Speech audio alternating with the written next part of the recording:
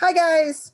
Um, Sorry we're not together. Sorry we're not in person. But this is the next best thing, right? And so if you don't remember me, I'm Nikki Francis. If you do remember me, hi, and I miss you. What we're gonna do today is normally on the first day of school, we get together and I get to do your current drug trends, PD, and I get to talk to you about HIB and what's new. So that's what we're gonna do today via this way. And again, if you have any questions at the end, I'm going to give you my email. You're going to have every opportunity to email me for clarification or concern. And we're going to start from there. So yes, today's what educators need to know, drug trends, and we're going to cover some HIB and bullying also for you.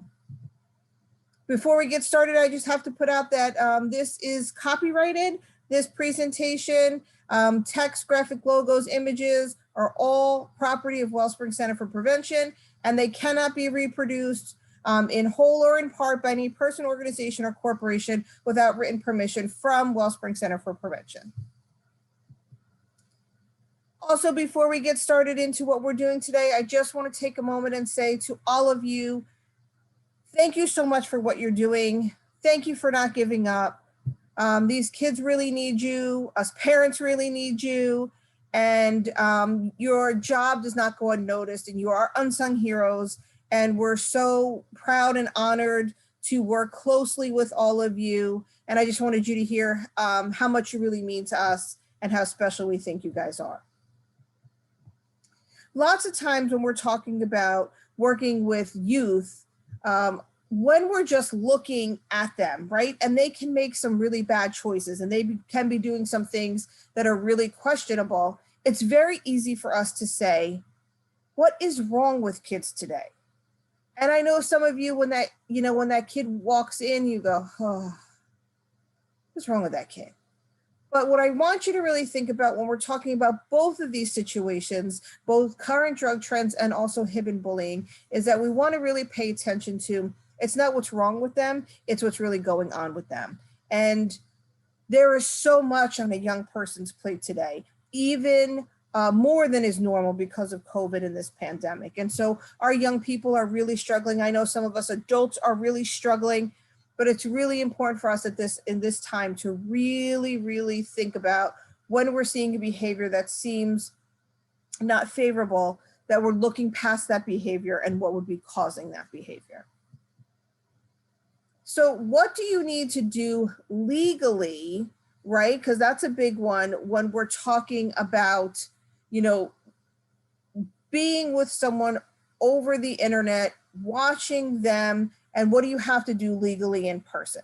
Let's talk about when you're, teaching remotely, someone's, let's say, on quarantine, or someone's staying home and learning virtually, and you're doing both.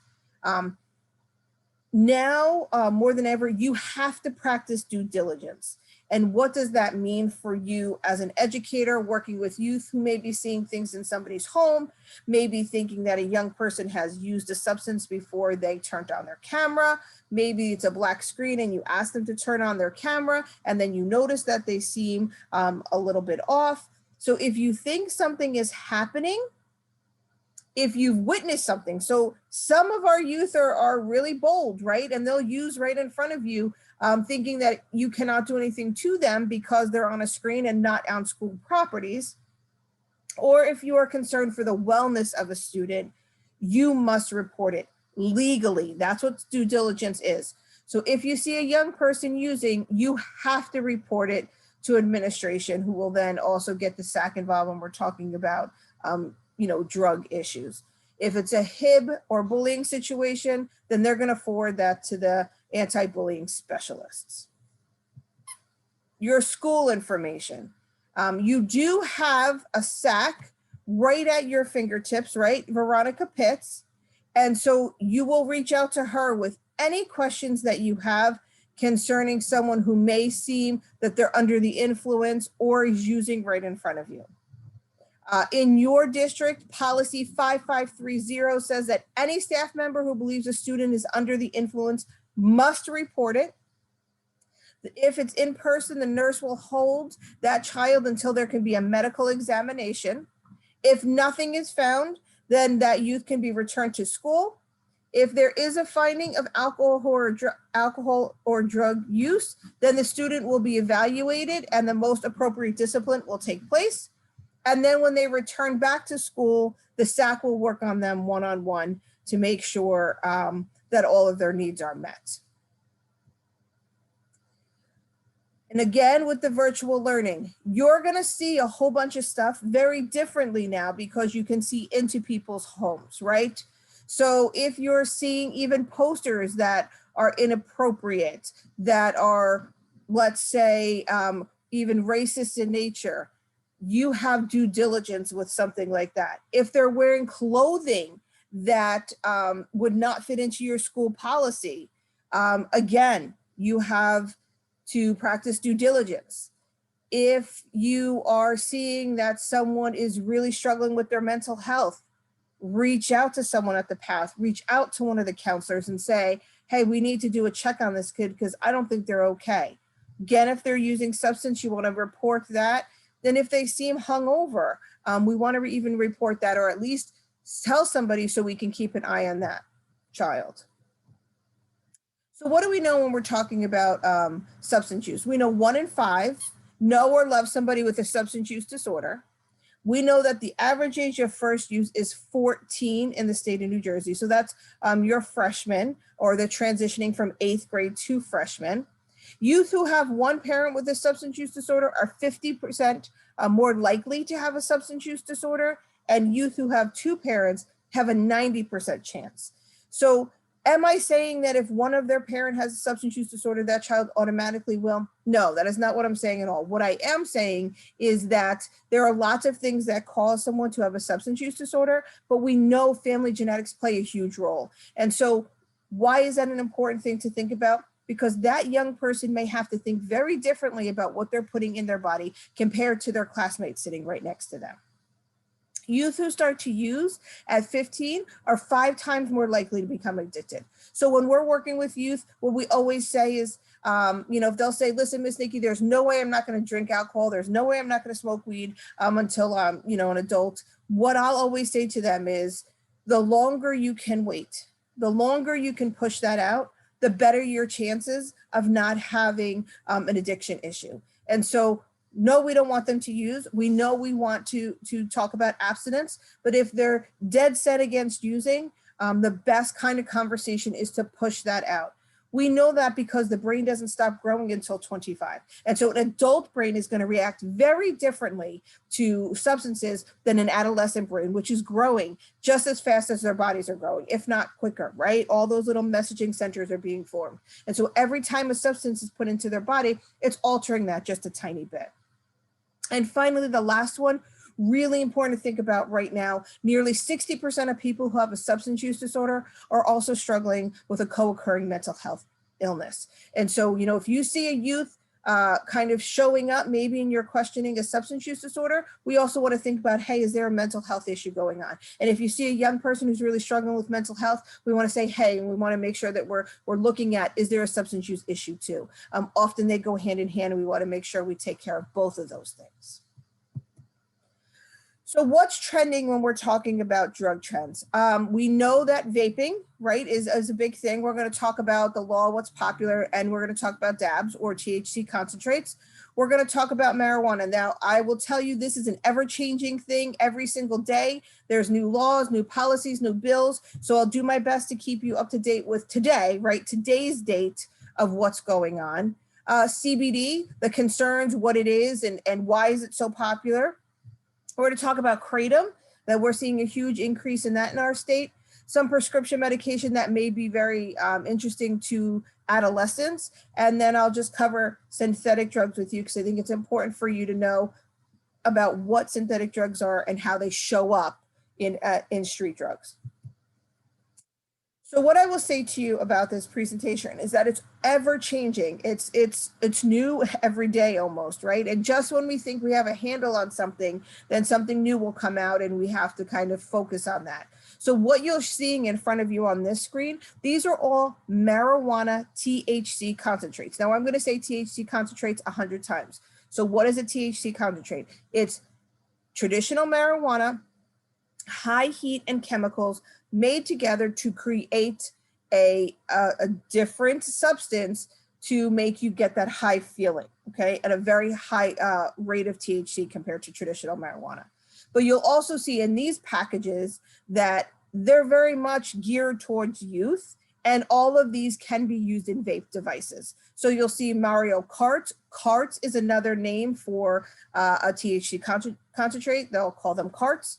Like cartridges, so they'll call them carts. You'll see one has SpongeBob, and then the ones on the bottom there are made to look like and taste like the flavoring of individual cereal boxes. So again, all adolescents would totally be interested in, you know, Mario, SpongeBob, and some, you know, fruit flavored, sugary kind of cereal. So what is a vape? You'll see there, we've had lots of different shapes and sizes. It started out as an e-cigarette, meaning they're made to look like cigarettes, had nicotine flavoring in them. And then they morphed into other things, and we turned into like pod systems towards the end. And Juul was a big thing about 2 years ago. And then they had competitors, Fixes and Flares that popped up, and other brands like the Saurian Drop. And so all of those pod systems became super popular also. Probably right now, the biggest one out there that has the most following for young people is called a puff bar. It's about $10 to $12 only. It's a single use one, meaning with fluids built in. Once you use it, you know, you throw the whole device out and you just buy another one, 10 to 15 bucks, okay? What does the law say in New Jersey now? Because again, that's changed too. So in New Jersey, you have to be 21 years old to legally purchase any nicotine product, and that includes vaping products, devices, fluids, any of that.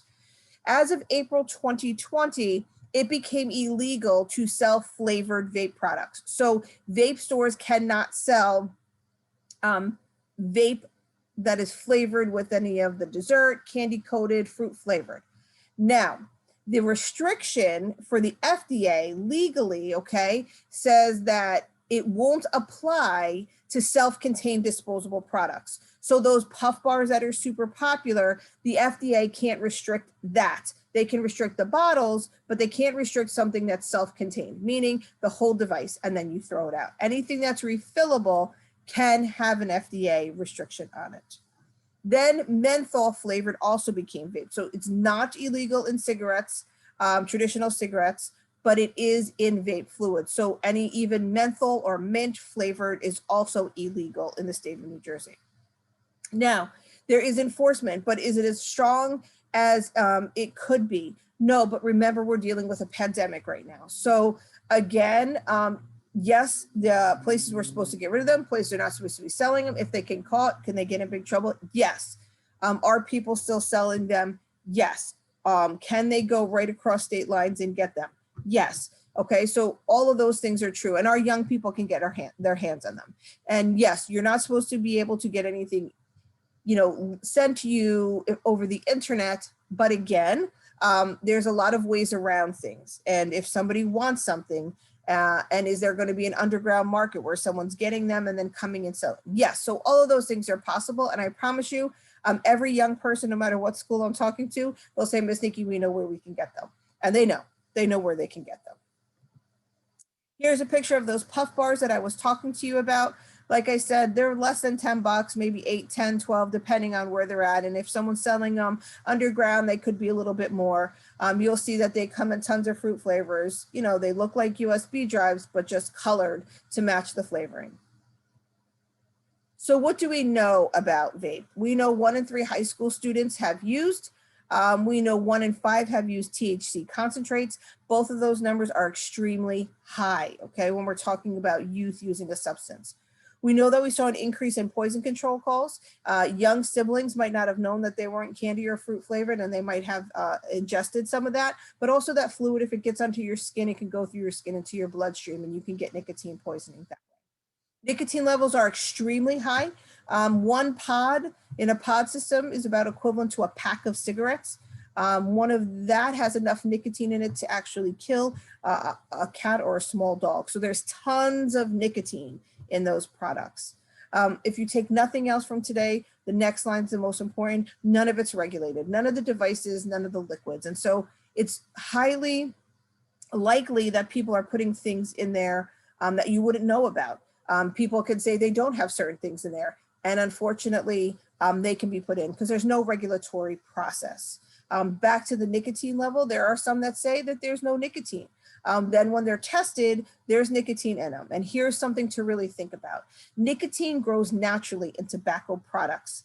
Vape fluid is synthetically made nicotine, which means it's made with chemicals. There's no natural substance in it whatsoever. And so do we know every single chemical that's involved in these? And the answer is no. It will take us years of research and understanding. And again, once we do one product, can the product switch and put a different in? Yes, because there's no regulatory process.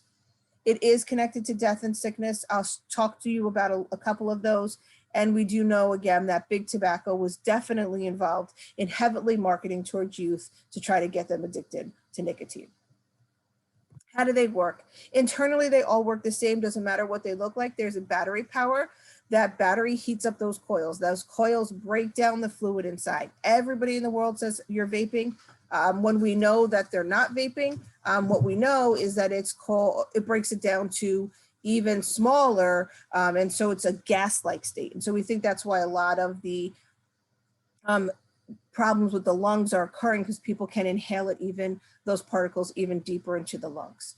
Another thing that we're seeing is with that chamber, those metals are breaking down. And so heavy metals are being ingested when you're inhaling also. So things like lead and mercury. Just last year, we had a student in Monmouth County, New Jersey, who was a straight A student. And all of a sudden couldn't remember, started failing. Parents got a little bit concerned. They called, they called the school. The school was in contact. They went to a doctor, did a blood test, and it came up that the young man had lead poisoning from vaping.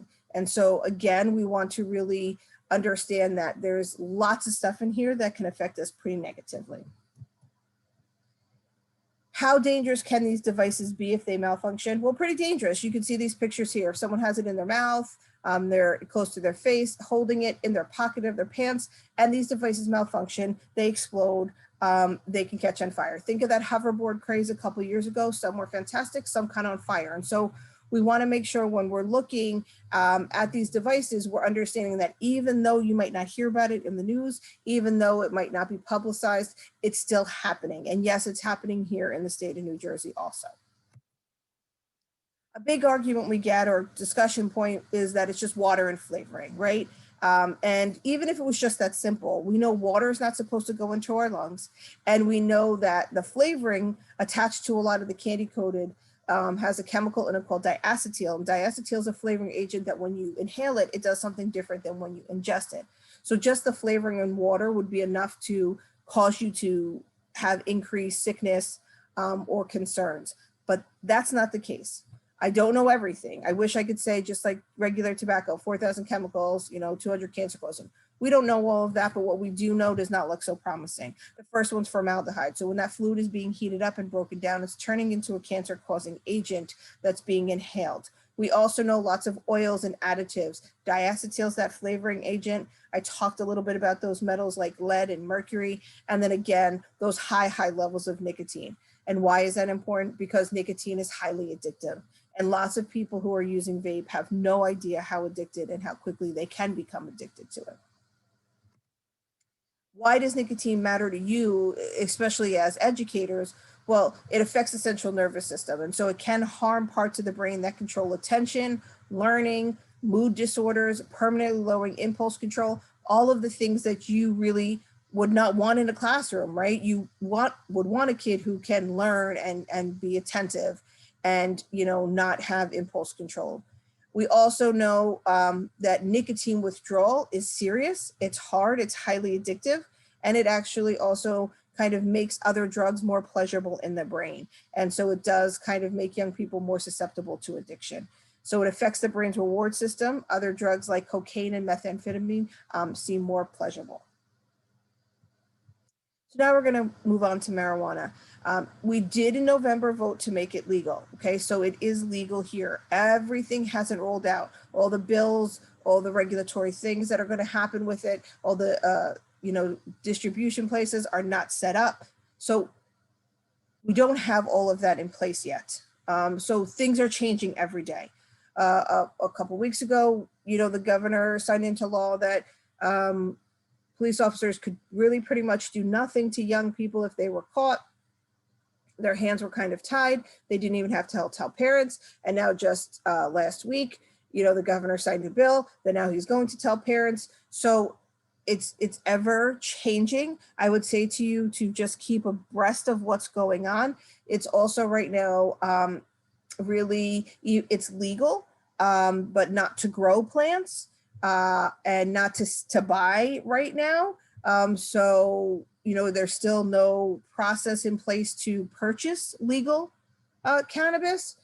But if you're caught with it, a small amount, you really can't be charged with anything either. So right now there's a big gray area, and if it's confusing to us as adults, please know that it's going to be super confusing. But even when it becomes legal, you can tell youth that you're supposed to be 21 years old to purchase and use.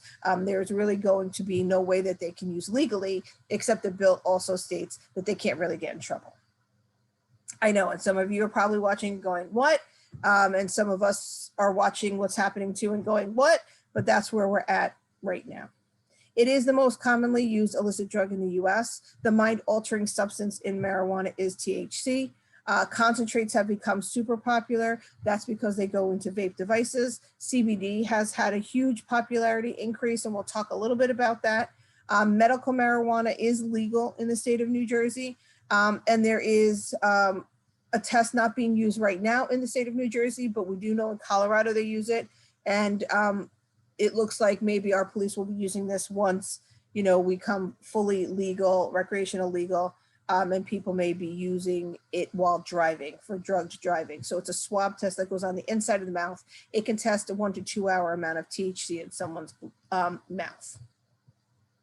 What do concentrates look like? Well, you can see here they come in many different forms and varieties. You have butter, you have wax, you have shatter, you have pods, you have oils. All of these things can be used in a vape device. The traditional skunk smell, when we're talking about traditional marijuana, for some of these, there may not be a smell or a strong smell at all, because depending on how they're extracting it, that smell might be very decreased. So again, somebody would not have to use it in a joint or a blunt or a pipe or a bong. They could be using in a vape device that looks just like a regular vape device. What do we need to know about those concentrates? There is increased pesticides, and so 80% of concentrates are contaminated with poisonous solvents, and so they're not taken out of the extraction process, so you'd be inhaling those also. There is an increased potential for withdrawal and abuse. We have a lot of time young people say, you cannot become addicted to marijuana. We also have a lot of people who say, that you can stop whenever you want. We do know when we're talking about concentrates, those things become much harder. Concentrates have a THC concentrate about 80 to 90%. Regular traditional marijuana joint blunt, that's about 10 to 15%. So you can see that those numbers are much, much higher in a concentrate. We also know that the side effects are very different than traditional marijuana. There's more psychologically and physically intense side effects, things like paranoia, anxiety, panic attacks, hallucinations, suicidal ideations, completions, all have been linked to THC concentrates. This video is a great video to watch. Jot it down, watch it. It talks about the black market of THC concentrates in California, which is a recreational marijuana state. So, I mean, we know that even though we're going to become legal and it's all going to be set up and people are going to be able to purchase it, that we're still going to have an underground market because of price. And so this CBS undercover reporter went to a black market. He purchased some of the THC concentrates. He brought them to a lab and had them tested. And when those chemicals were heated up, it turned into a chemical that was cyanide. And so again, you would be inhaling little bits of cyanide every time you use that product. And so it wasn't the traditional product that was sold in, you know, regulatory process in California. It was the black market. And so when we're talking about these things, we have to remember that people can add whatever they want without really any question, as nobody's really going to be checking it if it's not sold in one of the distribution sites. And we want to talk about edibles because we know, unfortunately, your young people may have access to these. Again, you'll have to be 21 years old to purchase it, but it doesn't mean that they won't be in somebody's home or somebody won't purchase them. And so we want to talk about how are they going to affect you and how are they different than traditional marijuana. Like I said, a regular joint or blunt's about 10 to 15 milligrams of THC. One little square, let's say if we had a THC candy bar, one little square, like in that picture up on top, that would be equivalent to a joint. So the whole candy bar would be equivalent to about 100 milligrams of THC. They're going to look like many of the same products. Could your young people in school be carrying around them and you not even know? Yes, the answer is absolutely. If you look at some of this packaging, you will see. The law does not stay in New Jersey, how the packaging is going to be. Colorado had to change their law, and every single product now has a big red triangle on it that says that it has THC in it, but we don't know what that's going to look like for us in this state yet. What is different? Well, when you smoke marijuana, there's almost an instant effect. When you ingest it, it can take up to an hour to feel anything. So if somebody eats a candy bar, they want to feel the effect. In a half hour when they don't feel anything, they might eat another one, and now they'll have 200 milligrams of THC. So can your body start to poison itself? And the answer is absolutely 100%. You can be poisoned from edibles pretty quickly. So then there's something out there when we talk about synthetic drugs. These are drugs that, you know, are not from any plant-based material except that with the chemical inside of it, meaning these do not have THC in them. They do not have CBD in them. They are not from a marijuana plant. It is a plant base that is sprayed with chemicals to mimic a high. So there is no marijuana in any of this product, which we call, you know, fake marijuana, herbal mixture, plant food. Sometimes they call it. It looks like old school potpourri that people used to have in their house. Those chemicals are sprayed on, flavorings added to it, and the DEA, once they say one of those chemicals is illegal, what happens is they take that chemical out and they add a new chemical. And so there's an ever-changing process of what drugs are actually in them. Not supposed to be sold. Can you find them in little bodegas, convenience stores? And the answer is yes. Can they be cut with some pretty dangerous things? Yes. So in Connecticut, in 2018, we had 78 overdoses in one day. It was cut with fentanyl. And in New York City, it was being cut with rat poisoning. And so, again, there's going to be nothing that says what's in it or not in it, or someone's cutting it with something else. So what are the symptoms? What are the effects of it? You'll see anxiety, nausea, paranoia, discomfort, desire to feeling to end, short-term memory, motivation, reasoning ability, emotional stability, learning stamina. All of those can be affected by this fake marijuana. So now I want to take a couple minutes and talk to you about CBD. And lots of people say, is CBD marijuana? And my answer to you is ish, because they're made from the same plant, okay? And it is supposed to be extracted differently. So hemp and marijuana come from the same plant, the cannabis sativa plant. THC creates the high, and CBD is different because it's not supposed to have any of the psychoactive THC in it. But here's the part. Just like with vape fluid, none of this is regulated. And so legally, any CBD product can have 0.3% THC, legally. Is there a way to know how much THC is truly in a product? No, because no one is checking that. So can someone be selling something that they claim has CBD in it and it actually has no CBD? Yes. Can somebody be selling something that has more than that 0.3% THC in it? And the answer is illegally, but yes. And so can, hypothetically, someone who only uses CBD products and uses enough of them, take a urine screen and test positive for THC? And the answer again is yes. So lots of young people ask me about the weed trucks in New York City, or you yourself may have remembered them. That is not a THC truck, that is a CBD truck, because recreational marijuana is illegal in the state of New York. And so they're only selling CBD products. Do we know how much CBD or THC is in those products? No, we do not, okay? Is it legal? Is CBD legal? So, and is marijuana legal? Here's the deal. States can make it legal. Federally, it's not legal. The DEA still considers it a federally illegal Schedule I substance. So in 2014, the Farm Bill said, again, that 0.33% of THC could be in a CBD product.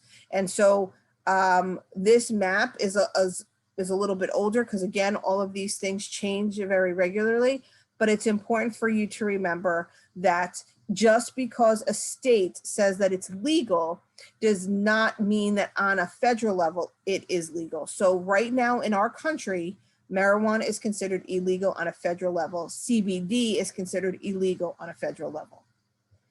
Lots of times I have people ask me when I talk about CBD, is it safe for pets? And here's the thing, a very small amount of cannabis can cause toxicity in cats and dogs.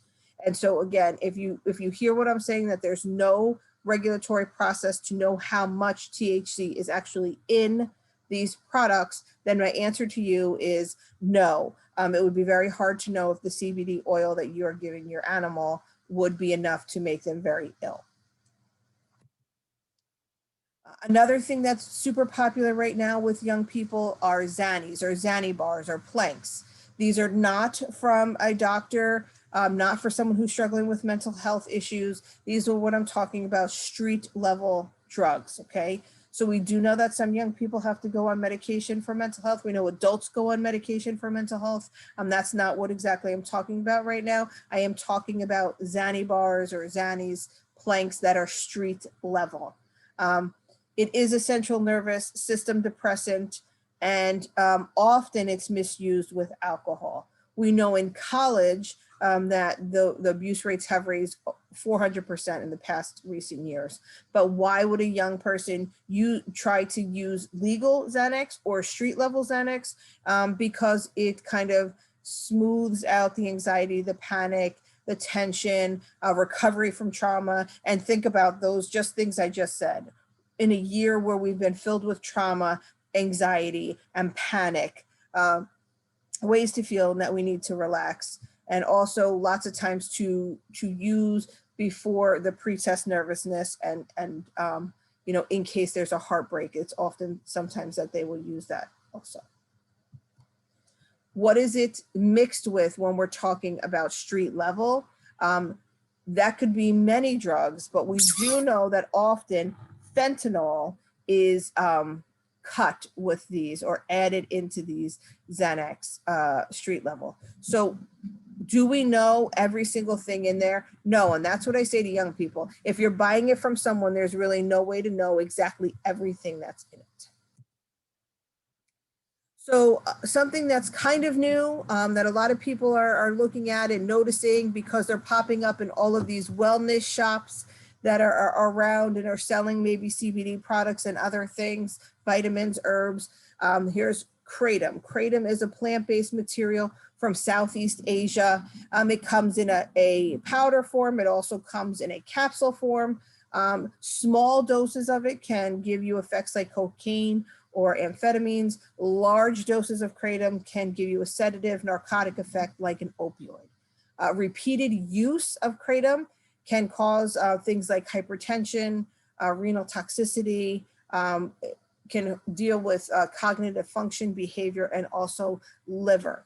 So these, again, sold legally because it's a plant-based material, but knowing that you can use it, it will have some form of effect in your body.